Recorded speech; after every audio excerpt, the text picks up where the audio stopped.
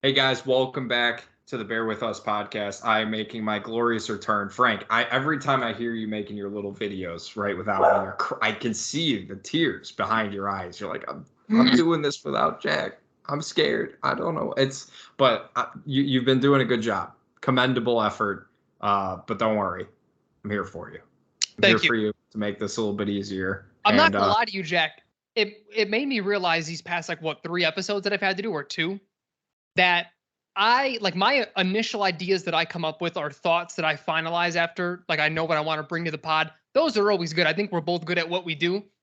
But my thought, I say it to you, then you have a thought to shoot back right at me, and it like spawns more. Without that back and forth, I have a hard time like segueing or going because I was just like, all right, I said my thought. Now what the fuck do I now. do? See, that's where the live audience would really come into play. You'd be able to have like the chat and things like that, obviously. And I don't know how many people I had text me and message me, first of all making sure I was okay. I am fine. I bought a house. It's all good. But also, I still found it funny, Frank. I think it was it was either the last episode you posted where you did our picks and stuff, and you're like, Jack's not here. This episode will be about 15 to 20 minutes. And then you ended up pumping out 40 minutes on your own. So, I did. I just thought that was funny. But I am back, and so are the Bears in the win column. It's almost like when I'm here, the Bears win. Maybe that's going to be a correlation. We'll have to see next week because I'm, full disclosure, not going to be on the next episode. I won't be around for the Bears-Giants game, unfortunately. But we'll talk about that in a second. What I do want to talk about today, Frank, is the Bears and the Texans game. Now, you gave a very good analysis about what you thought about Justin Fields and his game against the Houston Texans. I definitely want to dig into that a little bit more because I do think this is something important to talk about, not just necessarily, going off again on the kid, the second year NFL quarterback in his second system in the third game of the season. I don't want to just criticize him the entire time. I want to talk about the overall offense, and I do want to talk about just fans' perspectives because I think that's something that you and I have been talking about relentlessly for the last year. What are those expectations? What should they look like? We literally made a whole watch guide on how to watch this season. And I think the thing that's most difficult is for a lot of Bears fans, and we can start here. What's difficult is it feels like nothing has changed from last year. And I think that's what's so disappointing. We had that third preseason game, right, where that breakout, and you're like, man, just wait, just wait, just wait. You have the first game, it's in the rain. What are you going to, like, how can you dissect that, really? You really can't, but he made some really nice plays. Then you have the Green Bay game where he throws, 9, 11 times, something like that. And it's like, how are we supposed to judge him based off of that? Then you get what everyone's asking for. They let him throw the ball, and he just made a lot of way too many mistakes. And I think this is where the frustration's setting in. Did you feel that at all? Where you were like, man, this just feels like fucking last year. It feels like Mitch and Nagy all over again. Did you get to that point at any point on Sunday? I don't think I got to the point where I was like, holy shit, this is Mitch 2.0. The reason why I was so disappointed in Justin is because you're starting to, again, you can make the excuses for week 1 and week 2. It's really hard to even do that, to say, you know what, he had a bad game, but he didn't look his best, but this was a really good game plan by Luke Getsy. I thought he called a really fucking good game, and Justin just didn't make the throws. But as I sort of gathered my thoughts, because I don't know how well I articulated it on the post game, because it was very raw and fresh. Sure. The reason why I was so disappointed, and let me preface that and say, or just make it point one, that the reason that I'm disappointed is just because I think Justin Fields is way better than this. I think he is super talented. In order for me to be disappointed, I have to have hopes for you, and I have very high hopes for Justin.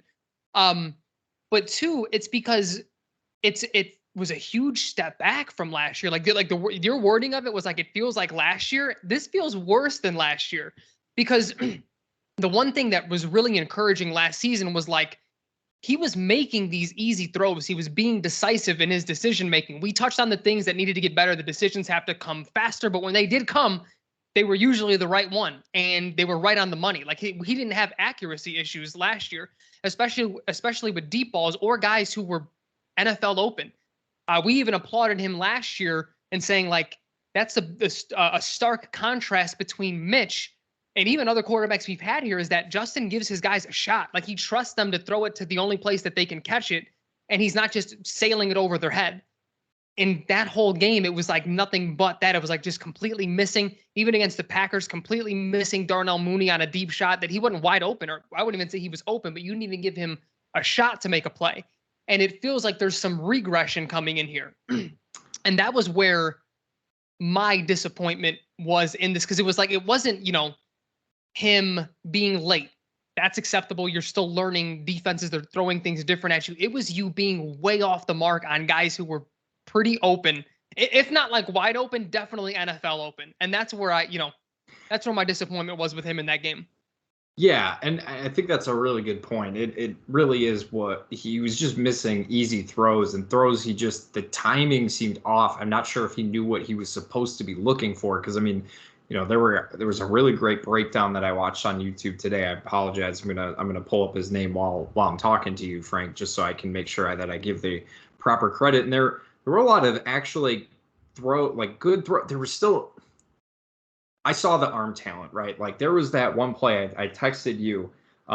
It was the second completion to Cole Kmet, and the arm angle that he threw it was, again, it wasn't just your normal throw like that. It was like this way, like this. And it was like, you only see some of the best quarterbacks doing that right now. You see Kyler doing it. You see obviously Patrick Mahomes, Matt Stafford, like guys like that are able to move their arm and still deliver a catchable football.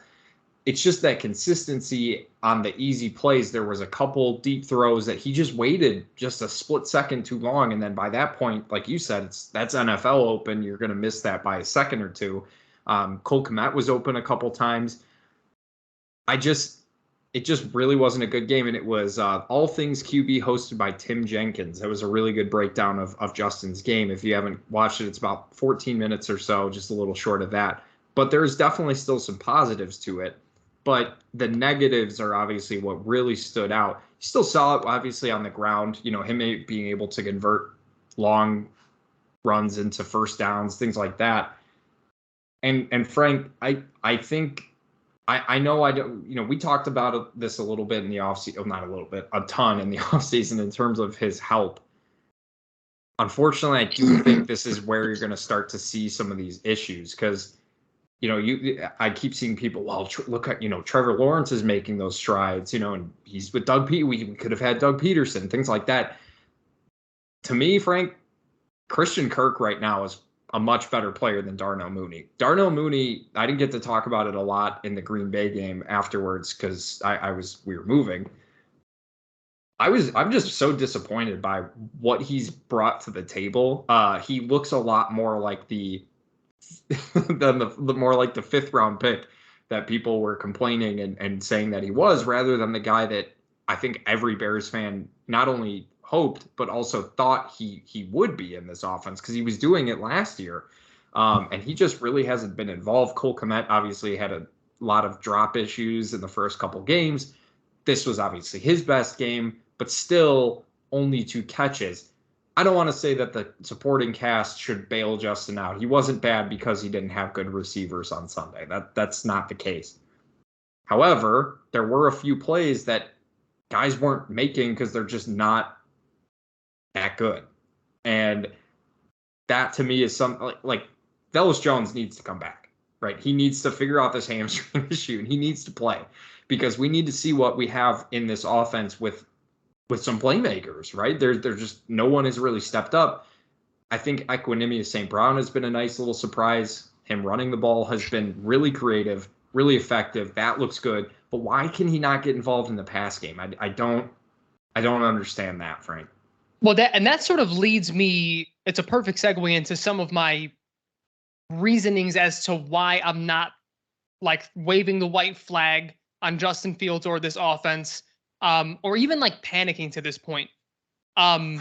Because I think the context that's important and something we touched on in the offseason, is this is his third offense in 3 years. He went from college to Nagy to now Luke Getsy. And with that said, it's not just him that looks out of sync. The run game looks great, but just the passing game in general right now.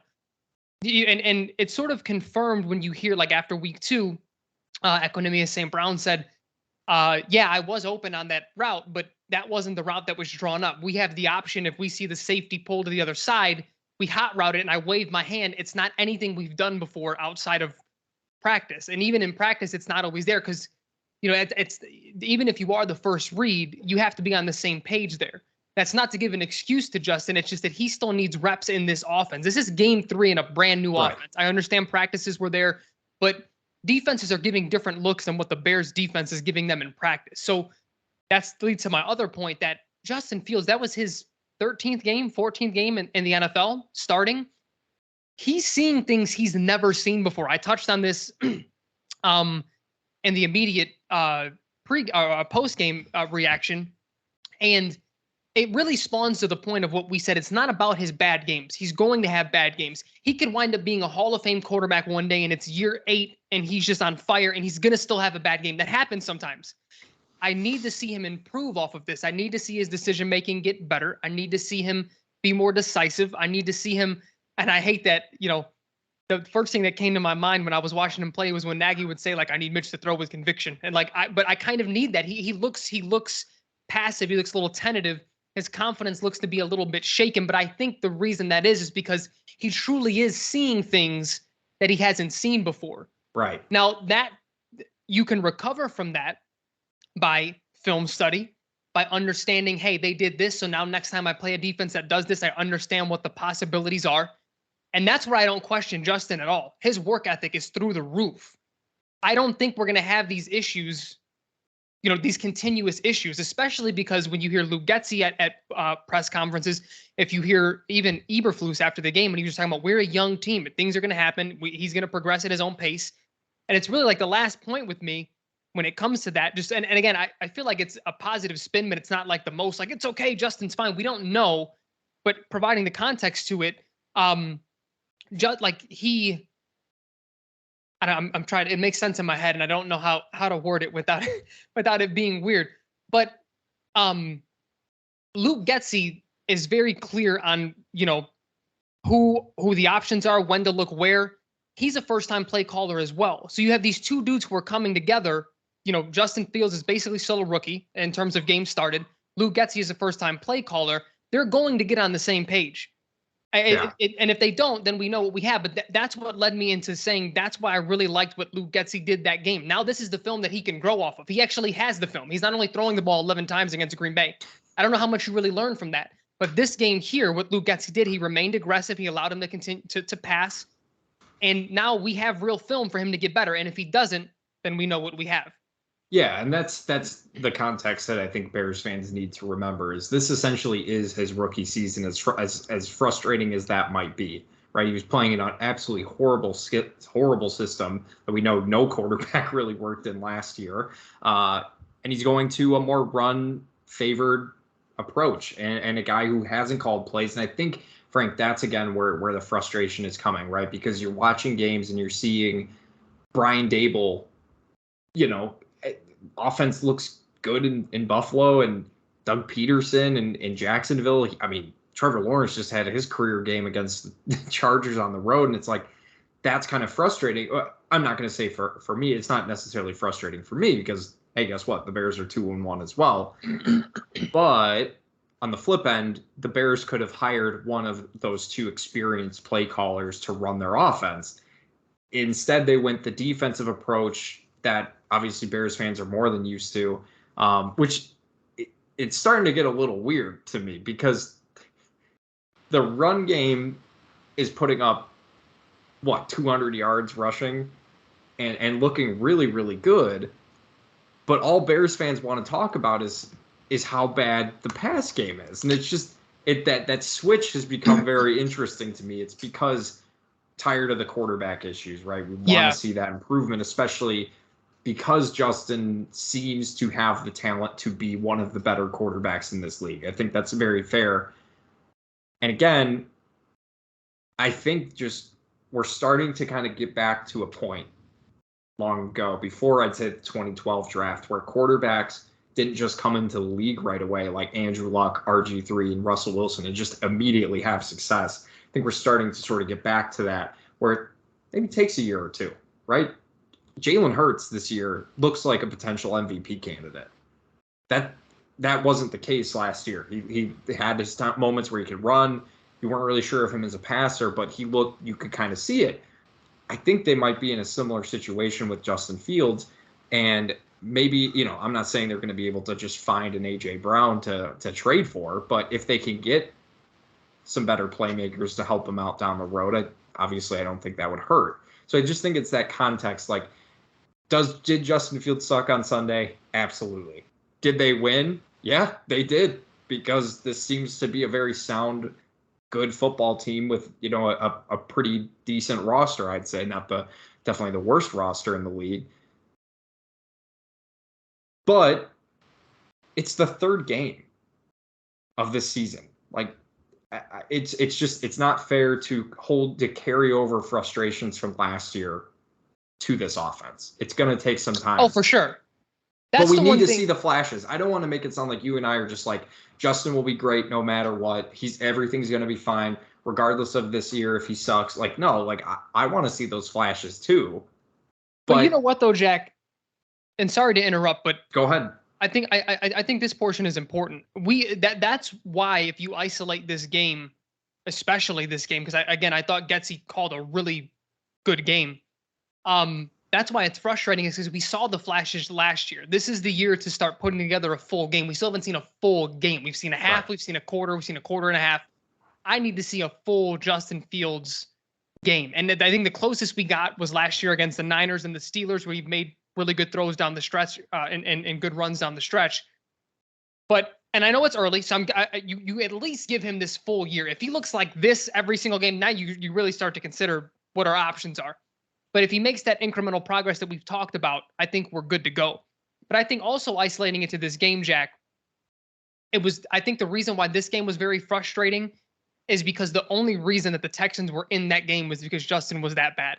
Yeah. Like there wasn't a level, there wasn't any level of the game that looked like they were better than us. It looked like the Bears were the far superior team, and Justin just had a bad game. And hopefully it was just that. Hopefully it was just a bad game. Again, that happens. If he strings together 2, 3, 4 good starts in a row, you're just going to chalk it up to, shit happens.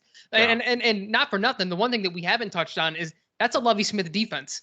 Lovie Smith doesn't coach bad defenses. You know what I mean? Right. And they're not great, but they're at the very least feisty, and he's going to give you exotic looks. He's going to get, he's only going to rush 4, and he's going to have linebackers and safeties in the box and confuse you. Like, he continuously confuses young quarterbacks. He did that when he was our coach. So there's that layer to it as well. But again, that's what makes me grateful for Getsy not only leaning on the run, because now you have really good film on what you did wrong against a pretty good defense. And this whole narrative, and then we can switch over to the defense real quick and then move to the week 4 preview. This whole narrative that they don't trust Justin Fields, I still don't buy it. I still don't believe that that's the case, because he hasn't shown them a reason that they can't necessarily trust him.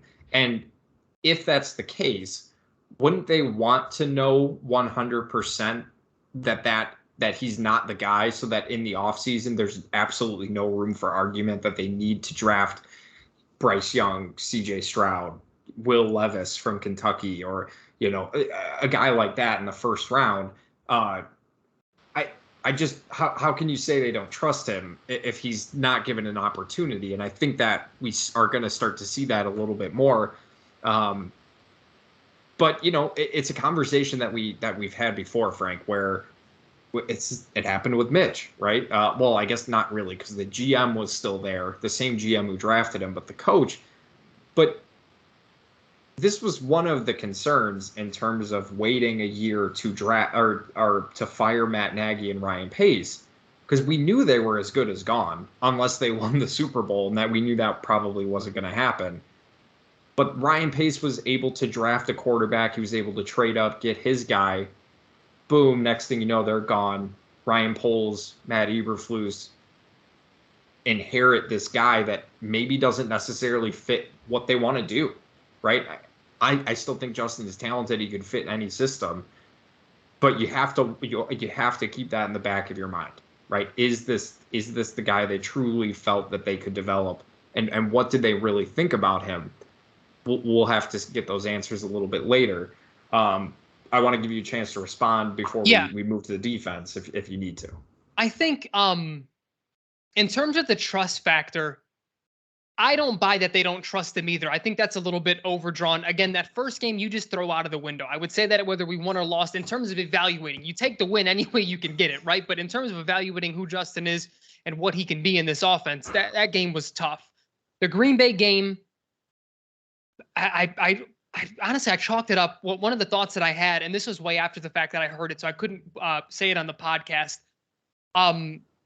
Matt LaFleur at his press conference said, "Oh, I really take my hat off to Luke Getsy for sticking with the run in that second half. We ran a lot of nickel, and he stuck with." And it was like, no, that sounds to me like he did what you wanted him to do and just bleed out the clock, and he fell right into your hand. So it was like one of those things. But just generally speaking, when you're running the ball that well, and this isn't me, I wanted us to throw the ball more against the Packers. We were down 2 scores. You have to throw the ball. There's not an excuse for Getsy, but just generally speaking, when you run the ball that fucking well, I don't think it's distrusting your quarterback by continuing to lean on it. The place that we haven't seen, and this last week it was on Justin because they did do some rollouts, they did do some misdirection, and he just made the wrong decisions. But we need that to be complementary football. If you're going to run the ball for 280 yards, you shouldn't be only winning by 1 score. It just is. I mean, that's insane. You should be up by 2 or 3 scores at that point. With the clock control that you have that comes along with that. So the distrust, I'm right there with you. I'm nowhere near that point. If people really want to see what distrust looks like, well, let me say this. I think this feels like we're finding still what we're good at and things that work and sort of what, Justin can and can't read and, sort of where he is. Year 4, even year 3 of Mitch and Nagy, that was distrust. Yeah. That looked like distrust. Yeah. This does not look that way. This looks like a young offense that doesn't really know what it wants to do in the pass game just yet. And a quarterback who hasn't played well so far.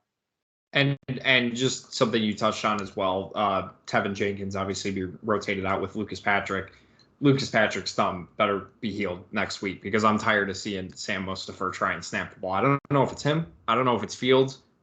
But come on, get it cleaned up. Larry Borum looks terrible in pass protection. Let me ask you this then, Jack. Would you rather them just put in Riley Reif and leave let's say Patrick goes to center, you leave Jenkins at right guard, or would you want to move Mustipher over and move Jenkins over? Or do you just think Riley Reif is the plug and play? I don't want Mustipher in the line That's fair. anymore. That's where I'm at with it as well. That was kind of the last thing I wanted to touch on offensively. Do you have any defensive thoughts? Yeah, I did. We can touch defense, and then I'll ask you my question before we get into the games and the previews and such. It'll be quick. Kendall Vildor is horrible. He needs to go. Plays though in the second half. He gets burned. He gets burned every single time. Yeah. Every time I watch him, he's getting burned. Kyler Gordon, look, man, I know he's a rookie, but you gotta step up and make some plays at some point, kid, because you're just getting burned left and right. But I know it's early. We'll kind of wait and see what he does in the second. And as games progress and he gets to not be a rookie, I understand he's still very young, but it's rough seeing him out there. But he made a great play to defend I thought he had a chance to pick it, and I was really mad at it for a second. I'm like, come on, man. But then you watch the replay and you're like, okay, no chance of that. Good play. Roquan, by far, obviously his best game. That was nice to see. Struggled a little bit still, but I thought that was good. Eddie Jackson, look, man, I know that the interception wasn't, him making a great play or anything, but hey, him just being in the right spot at the right time tells me that he likes what he's doing in this defense. Jaquan Brisker, absolute stud. I think he's going to be a top safety in the league, so that's really exciting. And then Luke Getsy, hats off to you, man. You can definitely run the fucking ball. Jesus Christ. Do not pay David Montgomery, Frank. Just Khalil Herbert, Treston Ebner, because Treston Ebner looked pretty good too. So He did as well. Yeah. You know what though? Can I that's say about Treston Ebner? He looks bigger in the NFL than he did in college. He does. Like he looks like a legitimate, not to say just he's like an a small, illegitimate like he running didn't back, look but like like he Tariq doesn't Cohen look out like a there. Darren Sproles type like he did on film. Right. Against it, I don't know if he bulked up or something, but he also didn't look as fast as he did in his college film either. Yeah. I mean, but I will say, I like what I've seen so far from some solid younger players on this team. But Herbert, I think Herbert fits this run, what they want to do, running the ball much better. He's just a one cut and go type of guy. I know Monty looks flashier with his cuts and his, making three people miss in the background in the backfield, but Herbert I think he has better vision, man. Like he just finds that first hole, cuts to it, and just runs through people. I love the way he runs the football. And it's only a day-to-day with an ankle injury, David Montgomery is. So hopefully he's healthy. Hopefully he's okay. I should have started with that instead of just saying don't pay him. But I still feel that way. Don't pay running backs. It's just not worth it. Well, the one guy we didn't touch on is Justin Jones as well on the defensive side. He is a fucking stud. So I think as we move forward, I had this thought as well after the podcast, the immediate reaction that I should have touched on, but it just didn't come to me until after the fact. The way we're sort of critiquing Vildor and Kyler Gordon and even Brisker to a degree, I think he's missed too many tackles, but they don't have a chance to be shielded. The way that you can shield a young quarterback, let's say they are protecting Justin, they don't want him, they don't trust him. If you're out there on defense, you're going to get picked on. Yeah. And it's like that to me makes me feel so grateful for them, because even if they're making mistakes, they have this film to get better. They know what they have to do to get better. If they don't, you just get rid of them after 2 or 3 years. There is one last thing I wanted to say about the defensive line. I came away actually pretty disappointed that they only had 1 sack against Davis Mills, who's an absolute statue back there. Like I know Laramie Tunsil is really good, but Al-Qadim Muhammad, I thought he would have a pretty good game. I thought Demarcus Robinson would have had a good game too. So I'm a little disappointed that they only came away with 1 sack, but you got the win. You held them to 20 points again. Like this defense, I still will never understand why people thought this defense was going to get cooked for 30 to 40 points a game. It just wasn't going to happen. That was always a weird thing to act like this defense was going to be bad. But again, I think people just assumed Khalil Mack was prime Khalil Mack, and like losing him was going to be the end all be all. So my final thought, especially on the defensive side, after this year, sort of the pieces that you're going to need another corner. Whether it's like a guy just to slot in the nickel or even another outside guy, if Kyler doesn't wind up being that dude. Corners don't get, or secondary pieces don't get multiple years like quarterbacks do. It just is what it is. So like Kyler, again, he made some plays in the second half. I thought he played very well, but you may not be starting next year because they put you right in. They were high. They were very high on you. But we also don't have depth. So I think we're going to draft one or sign one or both anyway, because we just need pieces there. Vildor isn't a very good player, but I also think we're going to be in the market for a defensive end. As much as I like Gibson, as much as I like Al-Qadim Muhammad, they still feel more like rotational pieces than anything else. Than starters. Right. Yeah. And you're losing Quinn soon anyway, so you're probably going to draft a couple or sign a couple. And you need linebackers because Roquan's going to leave and go somewhere else. And he had a good game. He still, I would like. He struggled a little bit though. I know he doesn't, dude. He's the only linebacker that I can think of that's considered elite. And I'm not saying I said considered as if I consider him elite. I just think he's playing out of position right now. He doesn't blow up that lead blocker and run plays. He just gets taken out of run plays. And you sort of think about, we had this discussion in the offseason, like who was going to be the Briggs and Urlacher. Think about, depending on where they ran the ball, if they ran it straight to Urlacher, he would blow up that lead blocker. And then Briggs could clean it up, or even like it was Hunter Hillenmeyer or whoever, Roosevelt Colvin, whoever is the other guy. And then vice versa. Like if it was Briggs first, he would blow them up. You think about like more modern, really good inside. Well, not necessarily he's not playing inside anymore, but just linebackers like Luke Kuechly did things like that. Why am I blanking on Patrick Willis? Patrick Willis was another one, and then Bobby Wagner. Like, I need you to like. I feel like he's only thinking about the stats? Because I feel like that was probably was at the negotiation table where you don't have this. And so he's like, all right, I'm just going to go for that. No, dude, your film will speak for itself if you're blowing up a lead blocker and causing, helping a tackle for loss. I feel like he's almost trying to play for statistics, and you can't do that in the NFL. That's what it looks like he's doing. He's got the NBA mindset. Yeah. He wants the empty stats. He wants the Kevin Love contract. Yeah. But I also think it's sort of that the way we talked about Justin Fields not always knowing what he's seeing. This is a brand new position for him. It does still look like sometimes he's not comfortable in the position that he's in. Frank, it's frustrating because there's only so many games, right? NFL is so different from the NBA, from MLB, obviously. Just guys just don't have as many opportunities because there's only 17 regular season games plus playoffs if you get there. So each week just feels so much more important because I guess that's because it is. But it's week 3. It's going to be okay. We're going to figure out this team. Nobody had expectations, including Bears fans. Anyone who is getting mad that the Bears, they didn't win, they didn't do this. Like, you're lying to yourself. You thought this team was going to be absolutely horrible until someone on ESPN said the Bears are trash, and then you got all mad about it. So, they're still figuring things out. I don't know if I necessarily want to call this a rebuild. I think you definitely could reload, whatever you want to call it. It's still going to take some time, right? We know where they're at. Frank and I really aren't surprised by the 2-1 record, considering we picked them to win. We picked them to lose against the Packers. We picked them to win against the Texans. This is the stuff. Are they winning the way we thought they would? Probably not.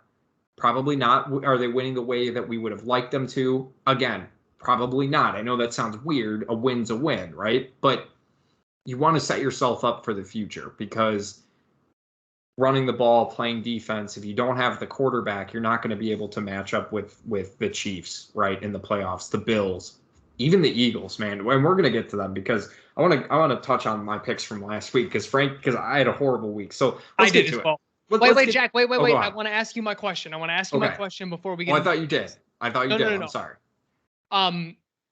Because that was a perfect segue to what you were touching on.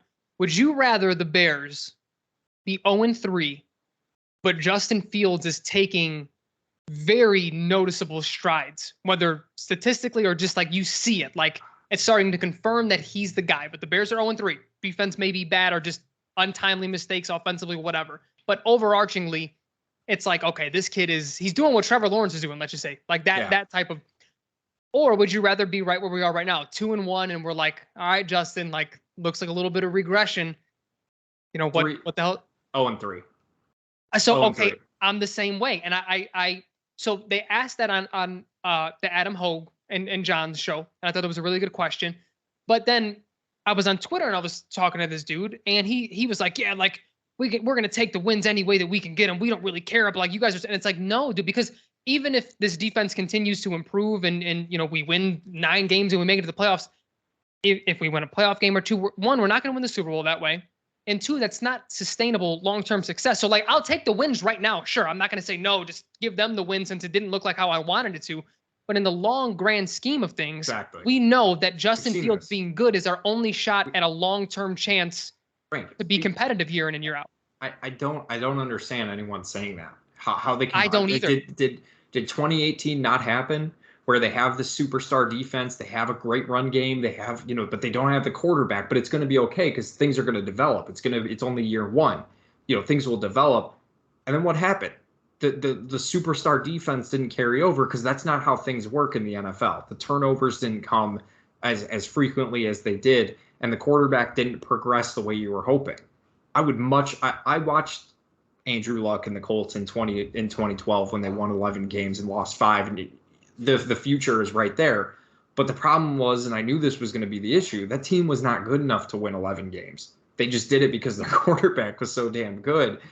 But then you saw them not able to build a good, not only because the GM was terrible at his job, but you're drafting at draft slots where you shouldn't be drafting. You're drafting not necessarily as good prospects as you should be able to get when your team really isn't that good. So yeah, I'll take the 0-3 if Justin Fields looks like a superstar. And granted, if he did look like a superstar, they probably wouldn't be 0-3. You know, so it's like it's that balance. There's that caveat, but I'm more so thinking of the year that Deshaun Watson had when they went like 4-12, but he threw for like 4,800 yards. Like it was clear know he that was you have the everything guy. I'd much rather know that he's the guy than go through this whole thing again where you're 15th, 16th pick overall, trying to make the playoffs to losing the first. Like it's just not going to sustain. You're right. It's not sustained success, but it's a great question. It's a great question, and I know for a fact I'd rather Justin Fields be the guy than hope that this defense and run game can win games that they shouldn't. I just don't think that's the way to build your team in this day and age. Let's get to week 4. We'll kind of breeze through some of these. There's not as many interesting games as I was kind of hoping for. Though Thursday night, this could be a really fun one. Miami at Cincinnati. I think Cincinnati, Frank, is going with the white helmets, so I'm going Cincinnati.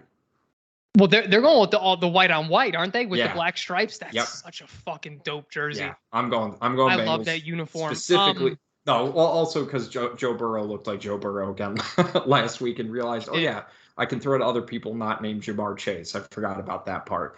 And man, like I like the Dolphins. Like I'm glad that Tua is playing well, but I think this is the week that they get a sort of reality check a little bit to them. So I'm gonna go Cincy.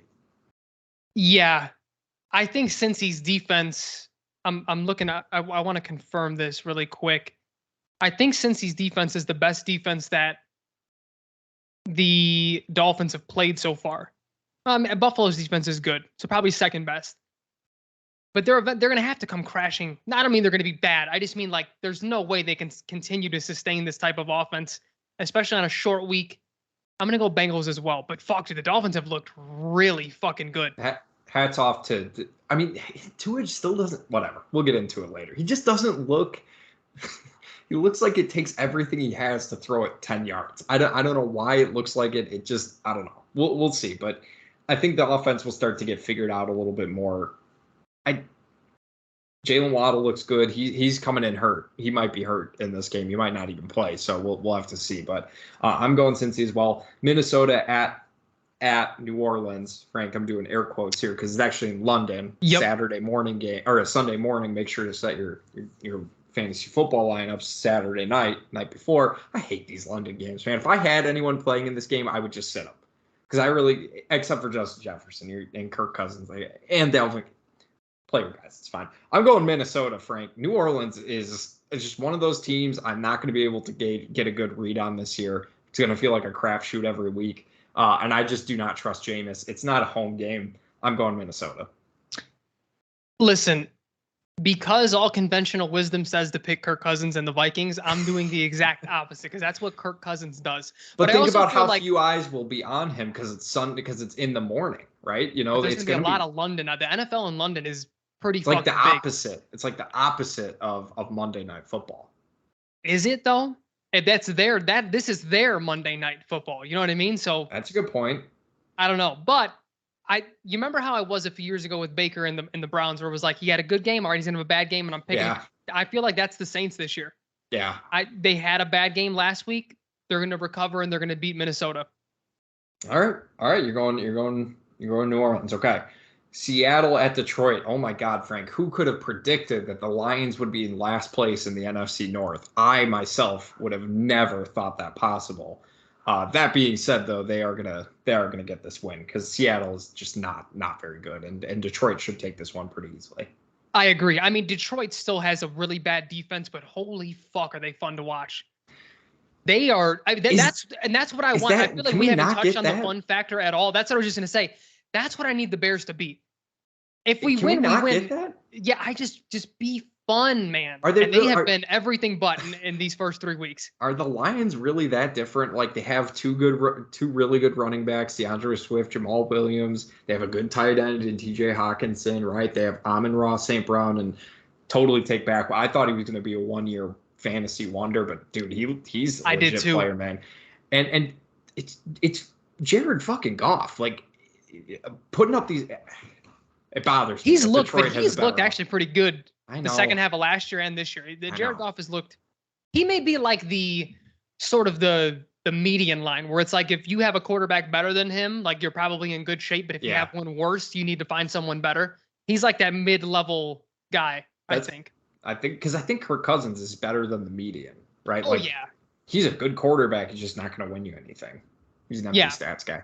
But I'm going with the Lions as well. The Seahawks are exactly what we thought. Geno Smith, though. I mean, it's the Falcons, right? They're terrible too. But they've been fun too, though. With fucking, they have been fun. That's what pisses me off is that I'm looking at teams that aren't as good as us. Yeah. With quarterbacks that aren't as talented as Justin Fields that are just fun to watch right now.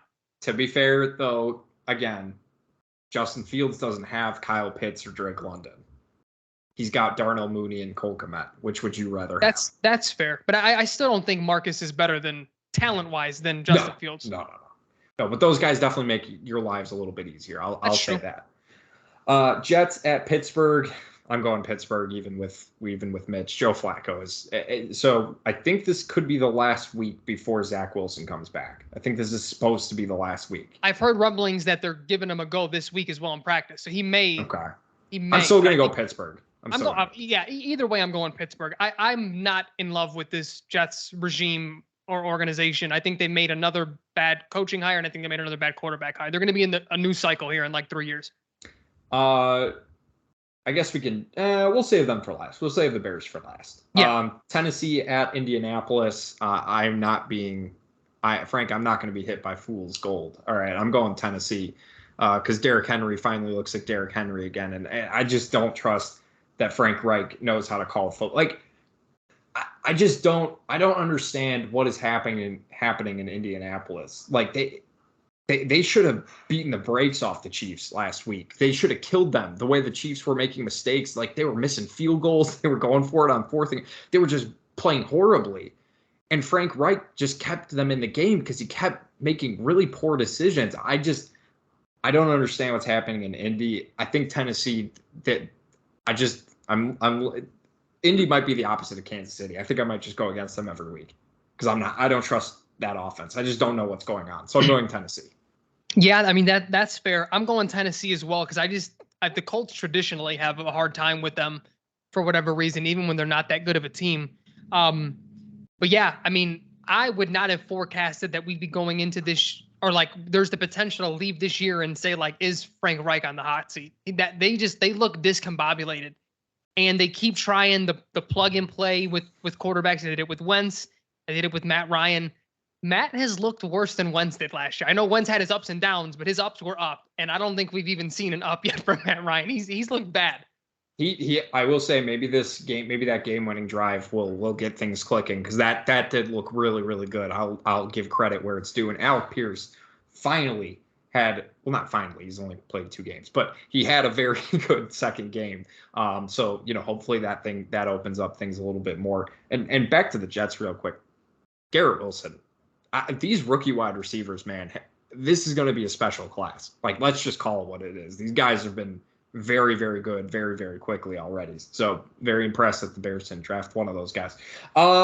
Los Angeles Chargers at Houston. I put a big asterisk next to this one, Frank. I'm still going to go Chargers, but I mean, if Justin Herbert is still hurt, I almost lean Houston because he just doesn't look like Justin Herbert. But they should still win this game. They should still win this game. I think Chase Daniel is their backup, right? Yeah. I think even with him in, they win. Yeah. Because they're just too talented. I know that they do the Charger thing at the end of games where they, it's the same game that we've seen in the last 15 years, dating back to like Drew Brees' Chargers days. But you have someone who can control the ball like Chase Daniel can. Eckler has to get going eventually, right? Like there's no way he's going to continue to look this bad. I mean, you say that, but you're also the guy who hates running backs because they just fall apart randomly. Well, that's very true. That's very true. But we're talking about the Texans here. Like, if there's going to be a game where a falling apart running back could have a good game. I had hope that Davis Mills, not hope, but I thought he could be a solid NFL quarterback. He's just not very good. He kind of reminds me of Mitch a little bit. Less athletic, of course, but he's just a guy who just doesn't want to make mistakes. He just doesn't. He won't do it.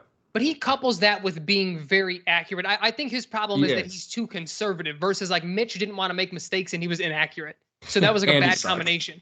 Yeah, like Davis Mills He clearly doesn't want to make mistakes, so he's become more of a check down or super safe quarterback. But Right. that being said, and they may move on from after this year, but we've seen quarterbacks Have sort of success. elevate from that. Derek Carr is one of those guys who he was Mr. Conservative, and all of a sudden it was like, holy shit, he can throw the ball downfield. So, there's that. So you're going Chargers. Yes. Okay. Cleveland at Atlanta. I'm gonna go with Cleveland in this one. I picked against them enough times already. I'm seen the light. Cleveland's gonna be fine. I'm going Cleveland. I'm going Cleveland as well. And this one, honestly, may be one of the better games. I mean, the Falcons have been a part of three really fucking fun games. They're fun. They're a damn near must-watch TV. Cordero Patterson is fun to watch. Drake London looks like a legitimate stud. The Cordero Patterson, he Patterson still is he talent-wise, he's great, but they just don't know how to fucking use him. It's very strange. Every game that Patterson has like this, it should just be another knock against Matt Nagy and his resume. Because clearly Ryan Pace saw something in this guy when he brought him over here, and Nagy just could not figure out how to use him. Here I am talking about Nagy and Pace again, forever, Frank. Washington at Dallas. Okay, full disclosure, you sounded a little confused about why I picked Washington against Philadelphia last week. And granted, that was the wrong decision at the time. It was. But the reason I did that, I thought the Carson Wentz game was he'd been playing pretty well right up until he played against Philly. I thought, Jalen Hurts looked pretty good. This seemed like a good game for him to maybe get knocked around a little bit by a defense that had been pretty solid. So lo and behold, Jalen Hurts told me to shove it right up my ass and just fucking balled out. Sure did. That being said, I'm going to go Dallas because even with Cooper Rush makes this offense look way better than I was just going to say he's looked better than Dak the last year and a half. It's absolutely insane. Give the ball to Tony Pollard. Stop with the Ezekiel Elliott thing. He's done, man. Zeke is done. Tony Pollard is a better receiver or better running back. Well, he's a better receiver too. He is. Absolutely he is. And yeah, it's really strange with Zeke. Not strange, but you see the aging right in front of you because it's clear he still has the vision. He still finds the hole, but he just has no burst, man. He's gotten so slow. He has no explosion anymore. But yeah, I think Pollard is the better back there. But yeah, I'm going Cowboys as well. I don't know. The Commanders they seem identical. I won't ever trust them. I won't trust them ever. You can't. I mean, how can you? Yeah. Although John Dotson, he looks pretty good too. So. He looks really good. Yeah. Jacksonville at Philly. This, Frank, could actually wind up being the best game of the weekend. I actually was gonna go Jacksonville, but I'm gonna stick with the undefeated. I'm going Philly because I can't pick against them again. Though this Trevor Lawrence, man, I thought the Chargers defense, it is really good. I thought that they were gonna kind of slow things down for Trevor Lawrence. That did not happen. Trevor Lawrence had his best game, so we might be seeing the coming of age of Trevor Lawrence. We'll see because this Philly defense is really good. But Jalen Hurts, man, he was a guy that I really wanted the Bears to get in the second round. I remember us talking about that on one of our podcasts. Did not happen. So I'm going Philly. I'm going Philly as well. Their defense has looked really fucking good these last 2 weeks after that Lions debacle. But they had a very similar game last year against the Lions too. So it's something that the Lions do just bothers that Philly defense. But yeah, if Trevor win or lose or draw, if Trevor has a good game against this defense, man, I mean, that's a stride that you have to be happy with if you're a Jacksonville fan. But I'm going Philly. It's almost one of those Jacksonville, you've looked pretty good this year, but you got to prove it to me before I can pick you against a big dog. It could be a Doug Peterson revenge game against Philadelphia. So I didn't even think of that angle. You're right. Yeah, right. Could be that. Maybe Jacksonville sneaks away with a win. Buffalo at Baltimore. This could also what a fucking game.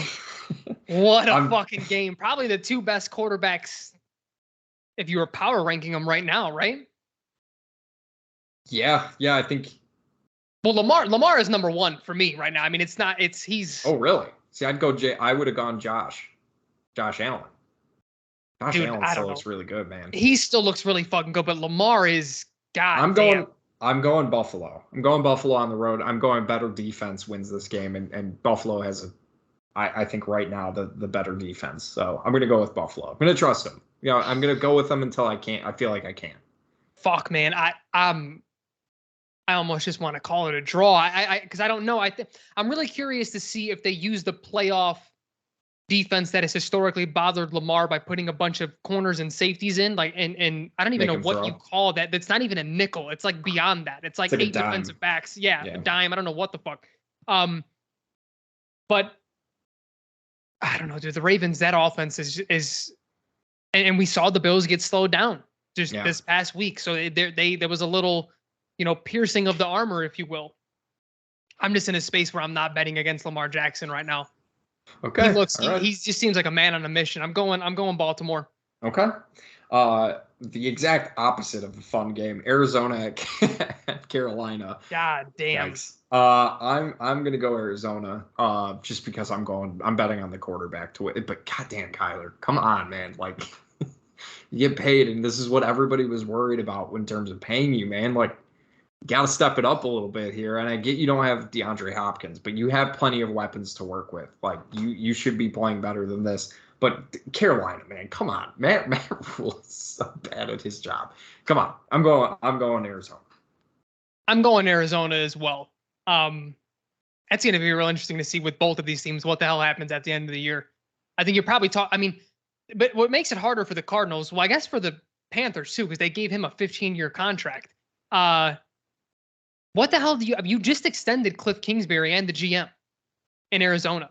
The Colts did the same thing, man. Colts did the same thing. So, yeah, I'm going Cardinals though. Denver at Raiders. Oh boy. I'm going with the Raiders. I've picked the Raiders, I think, each week, and each week they've lost. Listen, but they got to get one here. Nathaniel Hackett and Russell Wilson in that offense is just so funny to me. They're so bad. But Josh McDaniels losing also is pretty funny to me. But I have to think the Raiders are going to get one here. I'm going Raiders. The Raiders are a better team. They've looked like the better team in the first 3 weeks. I mean, they've lost 3 games by a combined like 10 points or something like that, 13 points. So you're talking about a couple of, luck swings their way, and they're 3-0 at this point. The Broncos have looked awful. The defense has looked okay. They've looked solid, but I hate to say I told everyone so about Russ, and he still has an opportunity. There's a lot of season left. There's an opportunity to prove me wrong. But I don't think he's that good, man. It's like when he has to make on-time plays, he doesn't make them. Even last week on that game-winning drive, or this past week, I should say, he had success because he was able to start scrambling and like make something out of nothing. That's when he's at his best. Right. But when defenses can contain him and keep him in the pocket, which is strange because he's not that great of a runner. Usually you say that about like Mike Vick, who's like, you know what, he wants to run because he's that good of a runner. Russ doesn't. Russ just wants to fucking run around in circles for 5 minutes and then make a throw. Like, that's such, yeah. Also, just run the ball with Javonte. Enough with the Melvin Gordon stuff. Run the ball with Javonte Williams. They're just weird. They're doing weird things. It's very strange. They are. And the games just continue to get worse here. New England at Green Bay. This could have been at least interesting, I think, if Mac Jones was playing. But Mac Jones did not look good this season before he got hurt, and now it sounds like he might miss a considerable amount of time. I'm going Green Bay. It's just like Green Bay is just catching these teams at the right time, and they're just like they caught the Bucs, in my opinion, at a great time without Mike Evans, and they still almost lost. The Packers do not look that good, and yet they're going to finish this week as 3-1. That really bothers me, Frank. Well, these are the games that they need to win until that offense gets in sync, and this is exactly what I talked about prior to the year. I didn't think they'd be firing on all cylinders to about week 8 or week 10 in that range. So they're, it's really fortunate if you're a Green Bay fan, but I don't even think Green Bay fans want to hear that because they've been saying that the last few years, like, oh, we got different weapons, different, we're doing a little bit of this different. We're leaning a little bit more on the defense and the run game, so it's going to take time to mesh, and then they get to the playoffs and lose. So I don't think they're very excited about just being 2-1. And even if they win this game, like the people that I've spoken to are like, I don't give a fuck. We need to win. We need to, be a real Super Bowl threat, and we haven't been the last few years. But you're right; they are catching them at a good time. Even if they weren't, I was picking Green Bay in this game. I'm going. I mean, New England is exactly what we thought they would be with all those reports coming out of training camp. They look out of sorts for the first time since pre-Brady. Like they look since I was, 5-6 years old, something like that. I mean, because even think about what Josh McDaniels was doing when Cam Newton was their quarterback. Yeah. They looked at least like an NFL offense. They looked terrible. Yeah, they look bad. Kansas City at Tampa Bay. Going Kansas City. I'm going to pick them in every week. We're going to stick with that rule. I think Kansas City, I don't know what the fuck they were doing in Indianapolis, but Eric Bieniemy, there was some friction between him and Pat Mahomes. Some interesting takes regarding Eric Bieniemy as well. Well, did you see what LaShawn McCoy said about Eric Bieniemy? I did. We'll see, man. We'll see. But I'm going Kansas City. Kansas City. I'm going Kansas City as well. It's the Bucs just don't. Sunday Night Football, by the way. The same can be said. I mean, I feel like I'm saying the same exact thing about Green Bay. They just look blah. Yeah. And then speaking of blah, the Rams at San Francisco. Why is San Francisco on another primetime game? That's disappointing. I'm going Rams. Regardless, Jimmy G. It's just nothing it's nothing entertaining. I that's why I wanted Trey Lance to get a shot to play, because I just wanted to see if this offense could be fun to watch. And just Jimmy G's after the first drive, a Packers friend texted me and said the Bears are lucky they caught that the 49ers didn't start Jimmy G. And I was like, then you watch the rest of the game and you're like, because they couldn't score 7 points? Wait, no, they did. They scored 19. That's more than 7 points. It's like, this offense sucks, regardless of who's quarterback. And Matthew Stafford and Cooper Kupp are still just like, it's just unreal what Cooper Kupp is doing. I don't get how it happened, because it just sort of happened last year. Like, nobody went into last year thinking he was going to be this good. But yeah, I'm going Rams. Yeah, I'm going the Rams as well. I mean, the Niners season is all but done. I don't think they're going to be making much noise this year, which sort of sucks, because I think Jimmy still is good enough to get them like 7 wins. So I don't know if they're going to have that conversation that early of like taking another quarterback. Yeah, they're in a very weird position. But to your Kupp point, that's what's sort of crazy about Kupp is everyone knew he was great, but he was. Do you remember like the book on him early in his career was like he's too physical, like he's gonna get himself hurt. He's done a really good job of like avoiding that and staying healthy, because there was that his second year? He had like 1,000 yards on 12 games played or something stupid. And he wound up hurting his knee. I forgot what he hurt exactly. And you're like, man, maybe this kid has something. And the next year again, it was like 800 yards in like 9 games. I mean, he was like racking up this yardage in limited time. And we're seeing, a fully healthy Kupp these last couple of years. And god damn, is he fucking good at football. Absolutely. Let's Frank, let's close this show out today with Bears and Giants. Saw a lot of people picking against the Bears. I don't really understand why. Giants don't look that good. Saquon is Saquon finally. He looks like he's balling out, which is great. Sterling Shepard obviously that was one of the weirder injuries I've ever seen. He was sort of just jogging, and then all of a sudden he grabbed his knee and went down. That was pretty scary. There's nothing about this Giants team that makes me concerned. This is a huge bounce back opportunity for the Bears. If Cooper Rush can play that well against that defense, granted, they don't have CeeDee Lamb, right? They just don't. They don't have a guy like that. But come on, I got to think the Bears can put up points against this Giants team. This has to be the week that they do it. This has to be the week that Justin Fields proves that he can be a legit quarterback. I'm going Bears, Frank. I'm going Bears. I was never not going to go Bears, because the Giants. It's the Giants. It's Daniel Jones, who still just doesn't do it for me, man. He just is not good. Same. He's not good. Yeah, I'm not all that. I wasn't high on him when they drafted him. To be completely honest, I mean, I think we both weren't. To play devil's advocate, the one thing that scares me is Saquon Barkley, because the Bears' run defense still hasn't looked great or even good. They cleaned it up in the second half. Yeah. Against the Texans, Pierce. But I can see a game in which he goes for about $180. I mean, he's looked that good, and it's no knock on Dameon Pierce. He's looked good in his young career, but he just talent-wise is not Saquon Barkley. Yeah. But just to your point, especially on the defensive side. I think the Giants' pass rush is solid. I don't think they're elite or anything. I like their rookie Kayvon Thibodeau. I forgot who's opposite of him, but I like him as well.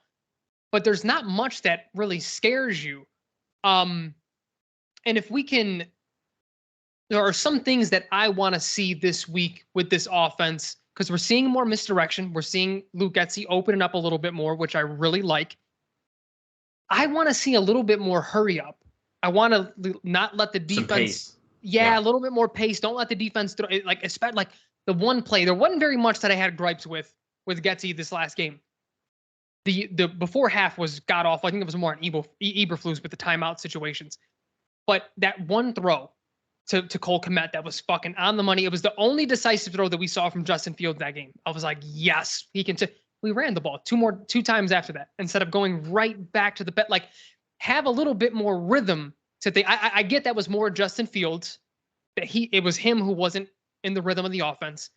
But when he makes a throw like that, keep going. Feed that confidence. Keep it going. People hurry up. Yes. Yeah. And that's what I'd like to see a little bit more of, to get him out of his head. Let him think less. Because if you remember, that was when you think about like some of the times where Mitch had success, it was in those hurry up offenses. Because I think when Justin is so physically talented, and I think he's so in his head right now that he's seeing things that aren't there. He's seeing ghosts. He's, unsure of, whether or not he should let it rip or not. If you don't let him have that opportunity, if you just hurry up that pace and let him react and just play football. Fun play. Yeah. And again, this isn't me blaming Luke Getsy at all. Justin was bad. He was much worse than Getsy was, and it wasn't even close last week. But that's one area that I would like to see, because I think that will help Justin build more confidence on a week-to-week basis. So that is one thing I can see us doing, especially because the secondary isn't that great. Are you going Bears? I'm going Bears. Okay. I'm going Bears because I don't think the Giants' offense offers very much against this Bears defense. They have no receivers. They have nothing. This is going to be the battle of fucking like waiver wire receivers here. What the hell? I mean, who is their number one? I mean, Kadarius Toney has been out. Yeah, James Ritchie. Wan'Dale Robinson has been out. Kenny Golladay, bless his soul. If I get paid $72 million to not do things? Just wait until the Bears trade for him. You'll see. I'm going Bears. I don't think there's a lot. The Giants are just not that good. So we'll leave it at that. I'm going with the Bears as well. Just a reminder, I will not be watching any game on Sunday. Unfortunately, I'll be on vacation enjoying myself. See if maybe I catch some of the later games. We'll see. Tuesday, obviously, I won't be available for the actual pod as well. I'll be back next Sunday, really. So, Frank, you can decide if you want. I'll send you my picks. I'll probably still get those unless plans change, because Florida is about to get hit by a huge hurricane. So we'll see. Who knows? But until then, we appreciate you guys listening to the podcast. This is the Bear With Us podcast. I'm Jack. He's Frank. Like, subscribe if you want to listen on YouTube. We appreciate that. We're on Apple Podcasts, got it, and Spotify as well if you want to listen there. We appreciate the support. Let's just Frank, just score 30, 40 points, and let's call it a day. Jack, even speaking of fun, though, I would take like a 20-20 offense that struggles in the red zone. I just move the ball. I just want that's how bad things get sometimes in Chicago. Cut the 3 and outs. Cut the 3 and out shit. Give me a game with sustained drives. That's how fucking. I feel like, have you ever seen that Michael Chase stand up where he's like, it's his whole bit about Black Lives Matter. He's like, we set the bar so low. Can we at least matter? Can we exist? Do we got to lower it to exist? Can we exist? I feel like that with the Bears. Like, can we just move the ball a little bit? Like, can we have a sustained passing attack that gets stuffed at the 10? Like, can we do something to be entertaining this week, please? No, we're going to run the ball and play defense because that's how Eberflus wants it, baby. And that's how we're going to get to 3-1. We'll be talking about something. I don't know what we'll be talking about the next time, but we'll get to it then. Appreciate you guys listening as always. Frankie, I'll talk to you next week. Well, Absolutely. Nope, that's a lie. I'll talk to you in 2 weeks. Yes. Later, Jackie. Later, everybody.